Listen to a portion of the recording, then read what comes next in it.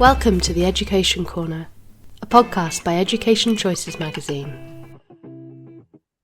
Education Corner podcast would like to welcome Nick Hewlett, head at St Dunstan's College. St Dunstan's is due to hold a conference on Tuesday, the 20th of June, 2023, titled Let's Talk About Porn, Sex and Educating for the Difference, in an effort to raise awareness as to the current growing teen pornography crisis. We're thrilled to welcome you to our Education Corner podcast. Given the findings of the recent Children's Commissioner's report in January, do you believe that there is a growing cause for concern at the moment with regards to the use of pornography among young people?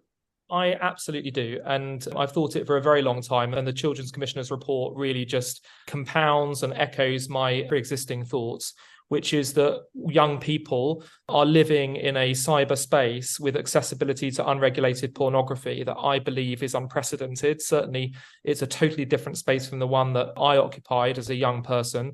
And the impact of that on this generation of young people coming through, I think, is hugely significant and hugely worrying. And I believe that we have an absolute imperative as educators to tackle that proactively, to facilitate dialogue amongst young people so that they can take corrective choices online and build a values base from which they can make active decisions as to what they want to engage in and what they don't want to engage in. But to set out the extent of the problem in the way that the Children's Commissioner's report has done showcases to us that actually there is an enormous issue that must be tackled. It cannot be right that in this country, the majority of young girls expect pornographic imagery to contain violence from men towards women, and it cannot be right that that violence is routinely associated with the strangulation of women, and it cannot be right that when we know nearly 50% of young people are accessing pornography before the age of 30, that level of violence and unregulated violence associated with it is what's going into our young people's minds.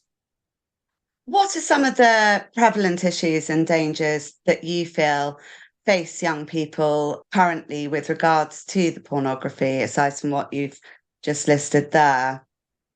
Well, I think if you put yourself into their position and think about the space that they're occupying day in, day out, the ubiquity of that imagery, the accessibility of that imagery, and what it is saying to them, what it's saying to a young, malleable mind, what it's saying is it's normalizing a complete distortion of truths around sex. It's normalizing a view of body image that's completely incorrect. It's compounding a view amongst young people that in some way fulfilling sexual activity should be one-sided, that it should be controlling in many cases, that it should be coercive. And what does that do to the development of the young mind? Well, it does a number of very damaging things. It sets people up to be inherently unfulfilled sexually later in life because the reality of their sex life is completely disconnected from what they've seen as a young person, portrayed to them in the immediacy of that imagery. It sets them up to have a distorted view of what body image should look like, both themselves and those of their sexual partners. And in its worst, it sets them up to view their sexual relationships as some sort of power struggle of which they have to become a part. And all of that strikes me as a huge social wrong and storing up problems for the future that we need to act proactively and respond to now as educators today. The 2020 initiative, Everyone's Invited, highlighted the extent of sexual harassment taking place in many cases in schools. Do you believe that this is related directly to the increase in access to pornography?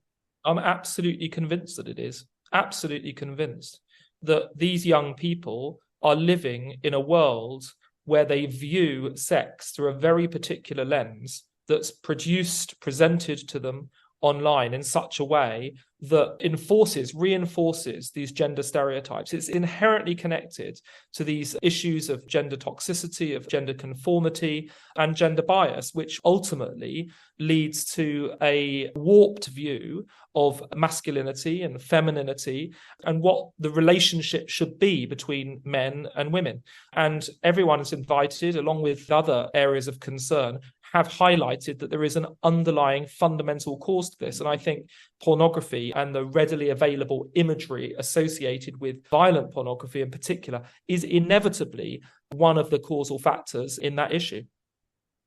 Can you tell us a little bit, just to let parents and anyone who's interested really in learning a little bit more about what the conference involves, can you give us a little bit more information about issues that are going to be discussed? I know that you've got Chanel Contos, founder of Teach Us, Cindy Gallop from Make Love Not Porn, and a number of other speakers involved. The real premise of this conference, it's a first. So what I want to try and do is first use it as an opportunity to educate educators as to the extent of the problem, because I feel for too long we've had our heads buried in this subject. We've been far too British about it and felt as though we can't talk openly about sex and porn, when we know that's the lived experience of the vast majority of young people under our care. So the first thing I want to do is just to get it out in the open, acknowledge the extent of the problem, understand the extent of the problem, and quite frankly, be mature, adult and professional about it in saying, yes, this is a very real issue. This is what it could mean for what it does mean actually for the development of these young people and impeding their development. And then to move the conversation on to, well, how do we tackle it? What can we do in schools? Because of course, in that lies risk. We know in the current climate that there is risk, and there's risk not least because there is a lack of consistency and clarity in the guidance from the Department for Education in what we should and shouldn't be teaching.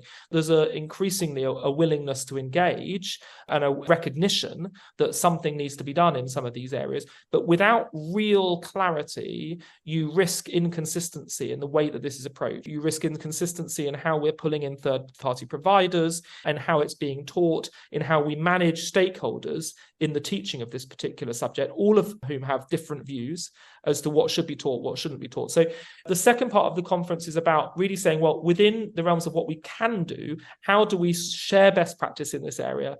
How do we together try and collectively lobby for some sort of greater clarity from government as to how we might approach teaching this? But first and foremost, to recognise that teaching it we must do because we have a duty to protect young people and to guide young people to making the right choices online in this particular space.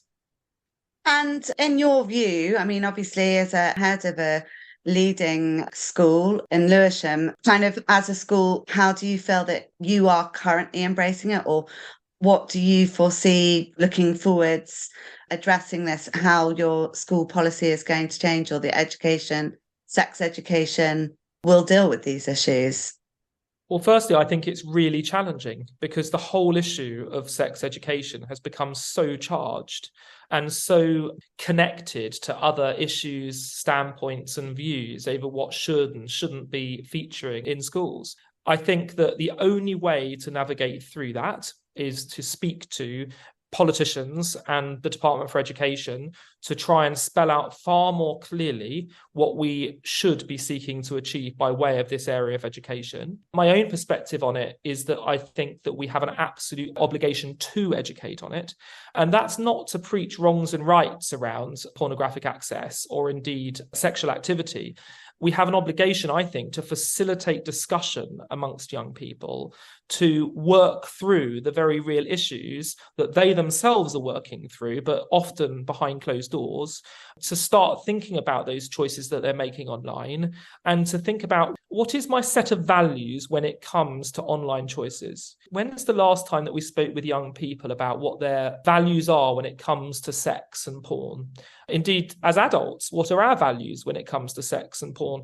We don't talk about it. We historically as a society haven't talked about it because we've been embarrassed by it. But actually, unless you talk with one another about that, it becomes secretive. And with secrets, you get amplification of wrongs. And then it all starts to escalate and become troublesome. So for me, it's about, and this is what we do at St Dunstan, speaking to your question, is that we want to create a forum where people feel safe to be able to discuss these issues and work them through with one another. This is about the classroom teacher as the facilitator to enable that conversation. But I mean, for me, really, we need to act quickly as a sector to agreeing, A, that this is hugely problematic. I mean, you don't need to look further than that report from the Information Commissioner, Children's Commissioner. You don't need to look further than that to understand just how serious this problem is. We need to acknowledge that, recognize that actually the only way we're going to create consistency is through schools and through education, and then seek somehow to work with the Department for Education and other regulatory bodies to further the guidance so that schools and teachers are protected and not placed at risk in going out on a limb, trying to have these conversations, to educate to these very important topics, and coming under criticism in the way that is happening a lot at the moment. We actually covered this in the spring edition, and we provided a lot of internet advice and advice directly related to this issue based on the Children's Commissioner's report. But in what ways do you feel parents at home can try to address these issues? There's obviously a spectrum, isn't there, of what parents feel comfortable talking to their children about. And I totally understand that. That, for me, is why the consistency needs to come from schools, the third party, if you like, for the families. That's the only way you can ensure consistency in educating around these values, is by relying on schools. But of course, parents have a role to play. They have a role to play in all elements of education, in supporting it, in affirming some of the things that have been taught within the classroom, and some will feel more comfortable than others. I personally feel as though parents should be creating an environment at home where these kind of honest and frank conversations can take place. That doesn't mean to say that it's always easy, nor does it mean to say that parents should feel guilty if they're not able to have that conversation, or indeed if they don't feel comfortable having that conversation, because different families interact differently for all sorts of different reasons, and young people feel more comfortable or less comfortable talking to the parents about different things. But of course, I would encourage families to have that conversation. I think what is really important is talks to the point around consistency in schools, is that parents understand what is being said in schools, and transparency from schools over what it is they're talking about in these classrooms, which third-party agents, if they're bringing those in, what is the resourcing around this, and how can parents understand that better, not be taken by surprise by it when their children come home and talk to them about it. How can they engage supportively in that? And that's about transparency from school to parents in these more challenging issues, so that everybody can work together in trying to tackle it. I've got a question here. I'm fairly sure it's related.